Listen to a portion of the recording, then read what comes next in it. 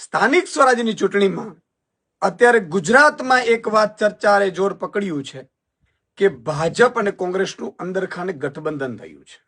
કઈ રીતે? તમે જુઓ, કોંગ્રેસે પહેલી યાદી બહાર પાડી કંઈક 250ની આસપાસ, પછી કોઈ યાદી કોંગ્રેસે બહાર પાડી નહીં.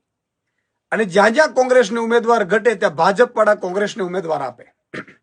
બીજી બાજુ તમે જુઓ, આમ આદમી પાર્ટીની જે ઉમેદવારી કરે એના ઉપર ફરિયાદો થાય, ખોટી ફરિયાદો થાય, એને જેલમાં નાખવામાં આવે, એના ખોટા કેસોમાં ફસાવવામાં આવે, નેતાઓને ખોટા કેસોમાં ફસાવવામાં આવે, જે ઉમેદવારો જાહેર થયા હોય એને જેલમાં નાખી દેવામાં આવે જેથી પ્રચાર ન કરી શકે.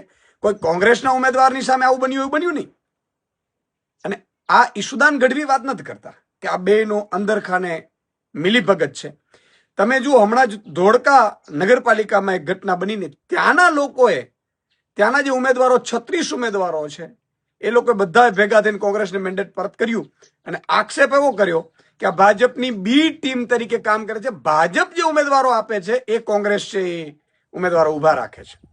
ગુજરાતની જનતાને કહેવા માંગુ છું, અમે બહુ સંઘર્ષથી લડાઈ લડી રહ્યા છીએ અને તમારા હક અને અધિકારો માટે લડાઈ લડી રહ્યા છીએ. અમને કોઈ ડરાવી ઝુકાવી નહીં શકે. પરંતુ કોંગ્રેસને અંદરખાને ભાજપ મળેલા છે આ ચૂંટણીમાં. એટલે મહેરબાની કરીને ભાજપ કોંગ્રેસને મત ન આપી ઝાડુને મતદાન કરજો, કારણ કે આ લોકોનો અંદરખાને ગઠબંધન થઈ ગયું છે. ઉપરથી ઘટતું હોય તો પોલિશ પૂરું થાય. તમે જુઓ, ભાજપ પોલિશનું ગઠબંધન છે. એટલે આ ચૂંટણી છે એ બહુ જ તમારા મારા ભવિષ્ય માટે બહુ જરૂરી છે. એટલે સમજી વિચારીને આ લોકોને પારખીને, આ લોકોને નિહાળીને પછી તમે આગળ વધજો એવી વિનંતી કરું છું.